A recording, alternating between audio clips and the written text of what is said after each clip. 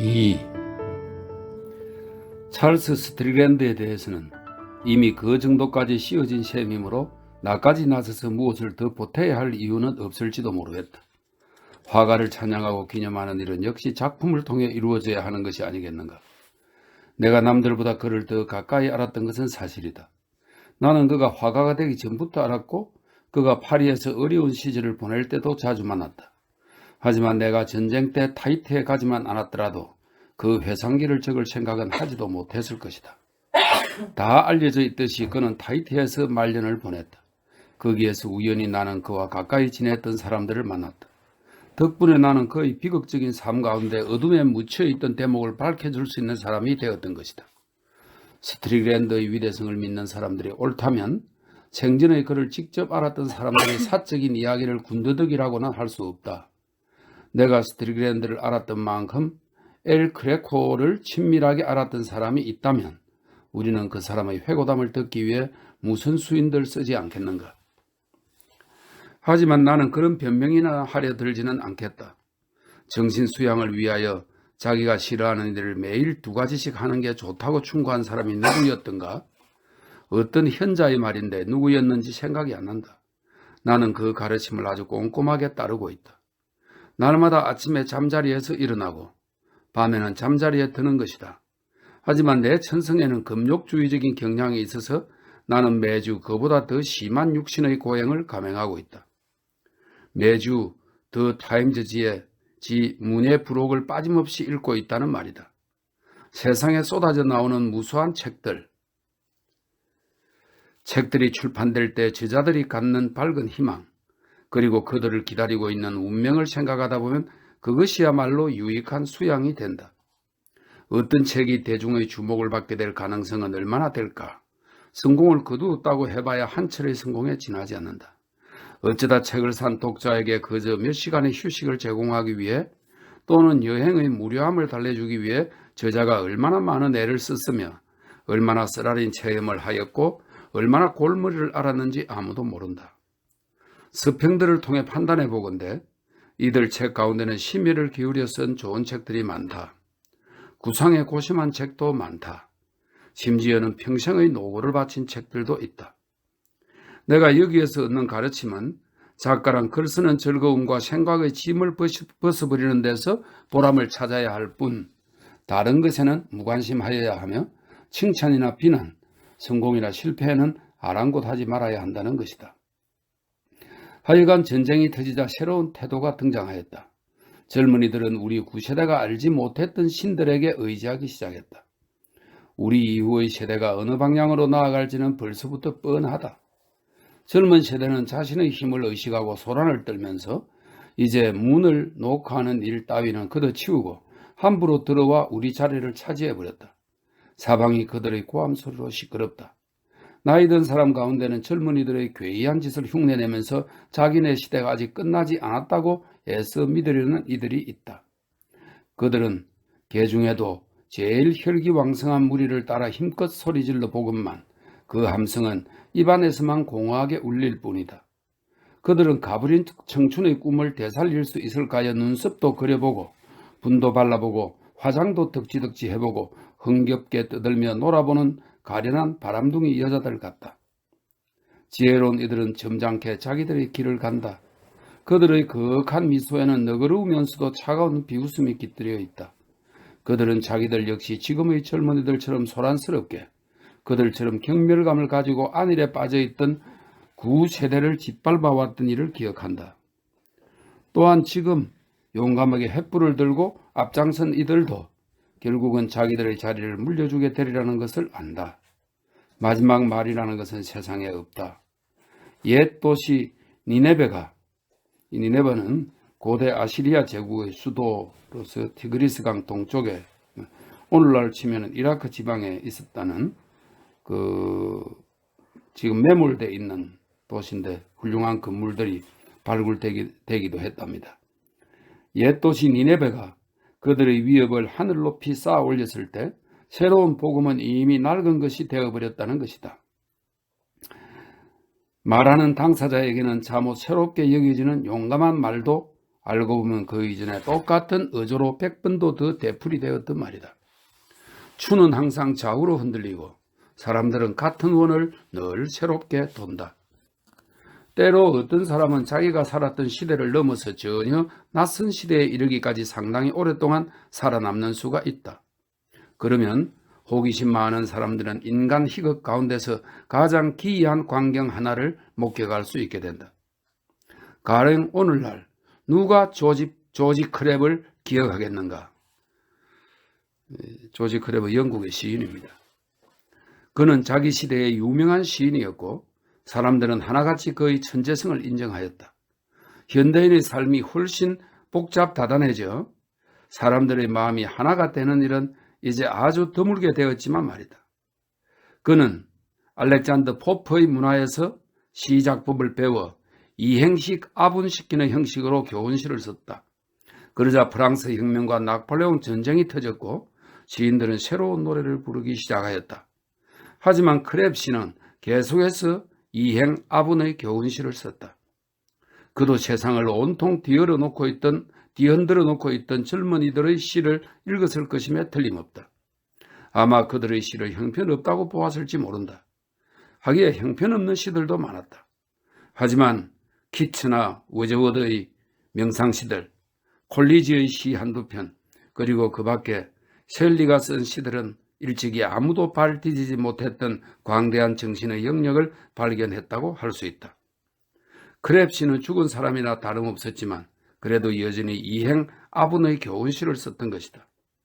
나로 말하면 지금까지 젊은 세대의 글을 닥치는 대로 읽어왔다. 그들 가운데는 아마도 키츠보다 더 열렬하고 셀리보다 천상에 더 가까이 간 시인이 있어 벌써 세인이 기억하고 싶어 할 만한 시대를 발표했는지도 모르겠다. 나로서는 알 수 없다. 나는 그들의 세련됨에 감탄을 금치 못하거니와 젊은 나이에 벌써 완숙하여 전도 유망하다는 말이 오히려 우스꽝스러울 지경이다. 그건 괄호 안에 있는 말이에요. 그들이 보여주는 문체의 절묘함에 놀라지 않을 수 없다. 하지만 그들이 쓰는 말이 아무리 풍부하다고 하여도 괄호 열고 그들의 어휘를 보면 그들이 로제의 유의어 사전을 요람에서부터 가지고 놀지 않았나 하는 생각이 들 지경이다. 아무리 풍부하다고 하여도 그들이 내게 해주는 말은 하나도 없다. 내가 보기에 그들이 아는 것은 너무 많고 느끼는 것도 너무 분명하다. 나는 그들이 허물없이 내 등을 두들기는 태도나 내 가슴을 향해 격정적으로 뛰어드는 그런 감정을 견딜 수 없다. 내게는 그들의 열정이 어딘지 빈혈 증세처럼 느껴지고 그들의 꿈도 약간 따분하게 느껴진다. 나는 그들이 마음에 들지 않는다. 하기야 나도 이제 한물간 사람일지 모르겠다. 그래도 나는 계속해서 이행 아분의 교훈시를 쓰겠다. 내가 나 자신의 즐거움 아닌 어떤 것을 위해 글을 쓴다면 정말 세상에 둘도 없는 바보가 아니겠는가. 3. 하지만 이런 이야기는 죄다 본론에서 벗어난 이야기이다. 내가 첫 책을 쓴 것은 아주 젊을 때였다. 운이 좋았는지 그 책이 사람들의 관심을 끌었고 많은 사람들이 나와 알고 지내려고 했다. 내가 처음 런던의 문단에 소개되었던 그 수줍음 많고 호기심 많던 때를 이것저것 되돌아보노라니 어쩐지 서글픈 마음을 금할 수 없다. 내가 문단을 드나들던 때가 벌써 오래전이거니와 요즘 문단의 기이한 현상을 모사하고 있는 소설들이 정확하다면 그것도 이제 많이 변한 모양이다. 우선 모이는 동네부터가 다르다. 전에는 햄스테드, 노팅힐 게이트, 하이스트리트, 켄징턴 등이었지만 이제는 첼시와 블룸저버리로 바뀌었다. 그때만 해도 40 이하의 나이는 일종의 영예였지만 이제는 25 이상이면 말도 안 되는 나이다. 그 당시 우리는 다들 감정을 표현하는 일에 수줍어했듯 했고 웃음거리가 될까봐 내놓고 잘난 척하지도 못했다. 이들 고상한 보헤미안들의 세계에 정절 같은 것을 대단하게 여기는 문화가 있었다고는 생각하지 않지만 오늘날 만연해 보이는 천박한 난잡성은 없었던 것으로 기억한다. 우리는 점잖은 침묵의 휘장으로 우리들의 기행을 가리는 것을 위선이라 생각지 않았다. 어떠한 것도 노골적으로 언급하지 않았다. 여성은 아직 자기 본연의 가치를 다 드러내지는 않고 있었다. 나는 빅토리아역 근처에 살았다. 나를 환대해주던 문인들의 집을 찾아 버스를 타고 먼 길을 다녔던 생각이 난다. 나는 초인종을 누를 용기를 내느라고 한참이나 길을 오르락 내리락 했다. 그런 다음 잔뜩 주눅이 든 채 바글거리는 사람들 때문에 공기가 혼탁해진 방으로 안내되어 들어갔다. 그러고는 이 사람 저 사람 유명 인사들에게 소개되었다. 다들 내 책에 대해 친절하게 말해 주었는데 그 때문에 더 쑥스러워 몸둘 바를 몰랐다. 그들은 내가 똑똑한 말을 하기를 기대하는 것 같았다. 하지만 나는 파티가 끝날 때까지 멋진 말은 한마디도 생각해 내지 못했다. 나는 어색함을 감추어 보려고 찻잔을 나르기도 하고 어줍게 자른 빵을 퍼트에 발라 사람들에게 돌려보기도 했다. 아무도 나에게 주목하지 않기를 바랐다. 명사들을 마음 놓고 관찰하면서 그들의 멋진 대화를 들어보고 싶었던 것이다. 큼지막한 코에 눈이 탐욕스러웠던 커다란 몸집의 고집센 여자들이 생각난다. 이들은 마치 갑옷처럼 옷을 차려입고 있었다. 목소리는 상냥하면서 눈빛이 영악했던 조그만 몸집의 생쥐 같은 독신녀들도 생각난다. 장갑을 낀 채 버터 바른 토스트를 먹는 이들의 고집스러움에 나는 얼마나 반했는지 모른다. 보는 사람이 없다고 생각되면 손가락을 의자에 썩 문질러 대곤 했는데 그 태연스러움에 나는 감탄을 금치 못하며 바라보았다. 의자가 더러워질 것이면 틀림없었지만 이 집 여주인 역시 친구들을 방문할 때 그 집 가구에 똑같은 짓으로 복수를 했으리라 생각한다. 어떤 여자들은 유행을 따라 멋지게 차려입고 있었다. 그들은 소설 하나 썼다고 해서 한물간 옷을 입어야 한다는 법이 어디 있느냐고 했다. 몸매가 멋진 사람은 그걸 최대한 살리는 게 좋지 않느냐. 갸름한 발에 날씬한 구두를 신었다고 해서 편집자가 원고를 받지 않은 적이 있더냐. 하지만 그런 차림을 경박하게 보는 여자들도 있었다. 그런 사람은 예술적인 옷감을 걸치고 야성적인 보석을 달았다. 남자들의 경우 괴팍한 차림을 한 사람은 드물었다. 그들은 되도록 문인 티를 내지 않으려고 애썼다. 그냥 보통 사람들로 여겨지기를 바랐다. 그러다 보니 어딜 가든 시내의 어느 회사원들로 보일만 했다. 그들은 언제나 조금 지쳐 보였다. 그때까지만 해도 나는 작가들을 알지 못했다. 이제 보니 아주 이상한 사람들이었다. 내게는 그들이 한 번도 진짜 작가들처럼 보이지 않았던 것 같다. 그들의 대화를 멋지다고 생각했던 기억이 난다. 그들은 동료 작가가 등을 돌리기만 하면 그를 난도질하기 시작했는데 그 신랄한 유머를 들으며 나는 적이 놀랐다. 예술가에게는 보통 사람들보다 유리한 점이 있다. 친구들의 외모와 성격뿐 아니라 작품까지 풍자의 제물로 삼을 수 있기 때문이다. 나는 그처럼 적절하게, 그처럼 유리하게 나 자신을 표현할 자신이 도저히 없었다. 그때만 해도 화술은 하나의 기회처럼 바뀌어야 하는 것이었다. 상대방의 말에 재치 있게 응수할 수 있는 기회는 가시나무로 불을 떼서 음식을 만드는 것보다 더 높이 평가받았다. 경구도 아직은 우둔한 사람들이 재치 흉내를 내기 위해 상투적으로 갖다 붙일 수 있는 것은 아니었기 때문에 교양인의 잡담에 활기를 불어넣는 역할을 했다. 이 모든 재기발랄한 말들이 지금은 하나도 떠오르지 않아 아쉽기 짝이 없다. 하지만 우리가 몸담고 있는 예술세계의 반대편에 있던 장사 일에 관련된 시시콜콜한 내용으로 이야기가 옮아지면 대화가 참으로 편안해졌다. 일단 최근에 나온 책의 장단점을 논하고 나면 화제는 자연스럽게 책이 몇 부나 팔렸는지, 작가가 성금을 얼마나 받았는지, 그 책으로 돈을 얼마나 벌었는지 하는 문제로 넘어간다. 그러고 나서는 이 출판사 저 출판사를 비교하면서 이곳은 후한데 저곳은 인색하다는 등의 이야기를 했다. 인쇄를 두둑이 주는 데를 가는 게 좋으냐, 아니면 질은 가리지 않고 무조건 책을 잘 내주는 데를 가는 게 좋으냐 하는 문제로 논란을 벌이기도 했다. 어떤 때는 광고가 형편없었고 어떤 때는 잘해주었다. 어떤 곳은 신식인가 하면 어떤 곳은 구식이었다. 그런 얘기 다음에는 중개인들이 어떻고 그 사람들이 따오는 계약 조건들이 어떻고 하는 얘기로 옮아갔다. 편집인들이 어떠하며 그들이 무슨 글을 좋아하고 1천 단어당 원고료를 얼마나 주는가, 돈을 빨리 주는가, 넉장을 부리는가에 대해서도 이야기를 했다. 내게는 이 모든 것이 아주 로맨틱하게 여겨졌다. 어쩐지 무슨 비밀 결사의 일원이 된 듯한 느낌이었다. 4. 그 무렵 로저 워트퍼드처럼 내게 친절하게 대해준 사람이 있었을까? 그녀는 남성적 지성에 여성적 편벽성이 뒤섞인 사람이었는데 그녀의 소설은 너무 독창적이라 사람을 당황하게 만들었다. 어느 날인가 찰스 스트리랜드의 부인을 만난 것도 그녀의 집에서였다. 그날은 미스 워트퍼드가 다가회를 연 날로 그녀의 조그만 방은 여느 때보다 더 붐볐다. 다들 저마다 한마디씩 떠들고 있는 것 같았다. 나만 잠자코 앉아있자니 어색한 기분이 들었다. 하지만 수줍음이 많았던 나는 얘기에 빠져있는 사람들 무리에 선뜻 끼어들 용기가 나지 않았다. 어쩔 줄 몰라 하는 내 모습을 보고 주인 노릇을 잘하는 미스 워트퍼드가 다가와 말을 걸었다. 스트리랜드 부인하고 얘기를 나눠보지 그래요. 당신 책을 침이 마르도록 칭찬하던데. 뭘 하는 분이시죠? 워낙 아는 것이 없었기 때문에 나는 스트리랜드 부인이 혹시 유명 작가라면 미리 알아두는 것이 좋다고 생각했던 것이다. 로저 워트퍼드는 자기 말을 좀 더 효과적으로 해버리는 듯 점잖게 눈을 내리깔았다. 오차내를 잘 여는 사람이에요. 큰 소리로 좀 떠들어주면 당신도 초대할 거예요. 로저 워트퍼드는 냉소주의자였다. 그녀는 인생을 소설 쓰는 기회 이상으로 보지 않았고 대중을 소설의 소재로 보았다. 대중 가운데 자기의 재능을 알아주는 사람이 있으면 집에 초대하여 아낌없이 대접했다.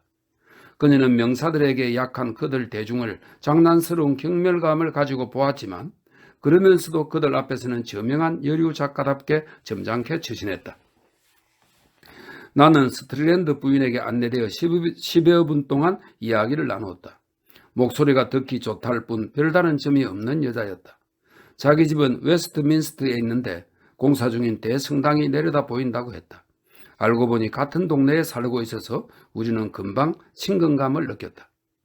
템즈강과 성 제임스 공원 사이에 있는 사람들을 한 동아리로 묶어주는 것은 바로 육해군 백화점이었다. 스트리랜드 부인은 내 주소를 물었고 며칠 뒤 나는 그녀로부터 점심 초대를 받았다. 별 약속이 없었으므로 나는 기쁘게 초대에 응했다.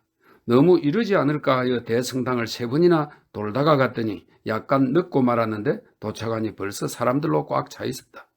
미스 워트퍼드도 와 있었고 제이 부인, 리처드 트위닝, 조지 로드도 있었다. 모두 작가들이었다. 이른 봄의 맑은 날이었다. 그래서 그런지 다들 기분이 좋았다. 우리는 온갖 이야기를 나눴다. 미스 워트퍼드는 세이지 초록색 옷에 수수나를 들고 파티장에 나갔던 젊은 시절의 탐미적 취향을 따라야 할지 아니면 하이힐과 파리식 드레스를 입게 된 성숙한 나이의 가벼운 멋을 택해야 할지 판단이 서지 않았는지 엉뚱하게 새 모자를 쓰고 나왔다. 새 모자를 쓰니 기분이 좋은 모양이었다. 서로 다 알고 지내는 친구들에게 그녀가 이날처럼 심술궂은 말을 하는 것을 들어본 적이 없다. 상스러운 말을 재치라고 여기고 있던 제이 부인은 새하얀 식탁보마저 붉게 달아오를 이야기를 귓속말로 소곤거리곤 하였다. 리처드 트위닝은 이상 야릇한 화제를 꺼내 입에 거품을 물고 있었다. 조지 로드는 대먹지 않은 말로 잘난 척하고 싶지 않다는 듯 음식을 집어넣을 때 말고는 입을 열지 않았다. 스트리랜드 부인은 말을 많이 하지 않았지만 방 안의 대화가 고루 이루어지도록 만드는 훌륭한 재주를 가지고 있었다. 어쩌다 대화가 끊기면 그때마다 적절한 발언으로 이야기가 다시 이어지도록 했다. 그녀는 37살로 키가 꽤 큰 편이었고 뚱뚱한 정도는 아니었지만 통통했다. 예쁘다고는 할 수 없었지만 상냥한 갈색 눈 덕분인지 얼굴 인상이 사람을 기분 좋게 만들었다. 혈색은 창백한 편이었다. 검은 머리는 공들여 단장했다. 그 자리에 있던 여자 3명 가운데 화장을 하지 않은 사람은 그녀뿐이었다. 그 점이 다른 여자들과 대조되어 소박하고 꾸밈없어 보였다. 식당은 당시의 훌륭한 취향을 보여주고 있었다. 퍽 수수했다. 흰 나무로 징두리 판벽을 높게 붙이고 초록색 벽지를 바른 벽 위에는 산뜻한 검은 액자에 끼운 히슬러의 통판화가 몇 장 걸려 있었다.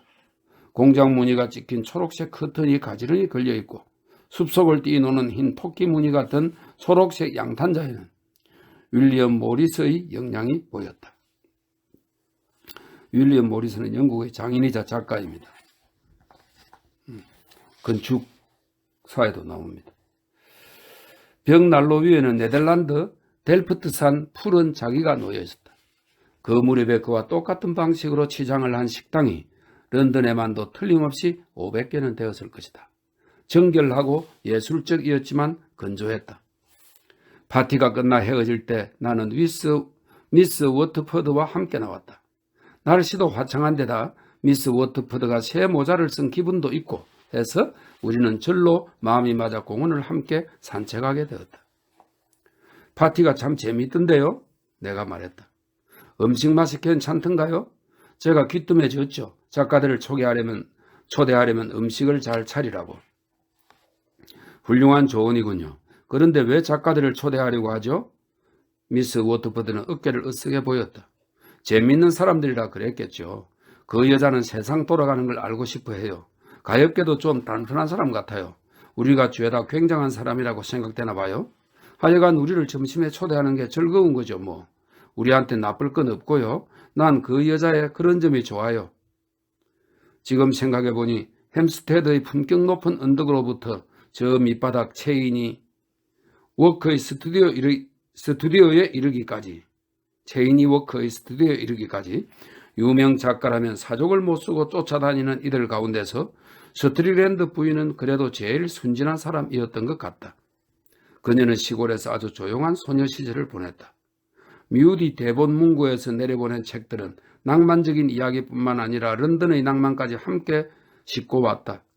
진짜 독서광이었던 그녀는 갈로 속에 대개는 책보다 지은이를 더 좋아하고 그림보다는 화가를 더 좋아하는 그녀 또래의 소녀로서는 드문 경우였다. 진짜 독서광이었던 그녀는 상상의 세계를 만들어낸 다음 거기에서 일상의 세계에서는 얻을 수 없는 자유를 마음껏 누리며 살았다. 그러다가 작가들을 알게 되자 여태까지 어두운 객석에서만 구경했던 휴양한 무대에 자신이 직접 올라서게 된 듯한 벅찬 감격을 느꼈던 것이다. 그녀는 연극 구경을 하듯 작가들을 바라보았으며 이제 그들을 초대하기도 하고 굳게 닫힌 그들의 세계도 방문할 수 있게 되자 자신이 정말 더 대단한 삶을 살고 있는 듯한 느낌이 들었다. 작가들은 인생을 게임하듯 살았는데 그녀는 작가들에게는 그런 방식이 어울린다고 여겼지만 자기는 거기에 맞춰 행동하려는 생각은 조금도 하지 않았다. 작가들의 괴팍한 도덕관도 기이한 옷차림이며 터무니없는 논리나 역설처럼 그저 재밌게 여겨졌을 뿐 그녀의 신조에는 눈꽃만침도 영향을 미치지 못했다. 남편이 있나요? 내가 물었다. 아, 그럼요. 시내에서 꽤 알아준다나 봐요. 아마 정권 중개인일 거예요. 아주 따분한 사람이에요. 서로 잘 지냅니까? 아주 좋아 지낸대요. 저녁 식사에 초대받으면 남편을 만날 수 있을 거예요. 하지만 저녁 식사에는 별로 사람을 부르지 않아요. 남자가 워낙 말이 없는 사람이라서요. 문학이나 예술에는 전혀 관심이 없고요. 교양 있는 여자들이 왜 그렇게 몰치미한 남자들과 결혼하는 거죠? 똑똑한 남자가 어디 교양 있는 여자와 결혼하고 싶어 하나요? 나는 그 말에 뭐라고 대꾸할 말이 생각나지 않아 스트릭랜드 부인에게 자식이 있느냐고 물어보았다. 있어요. 사내 하나와 딸 하나 다 학교에 다녀요. 그 집안의 문제에 대해서는 더 이상 할 말이 없어 우리는 딴 얘기로 넘어갔다.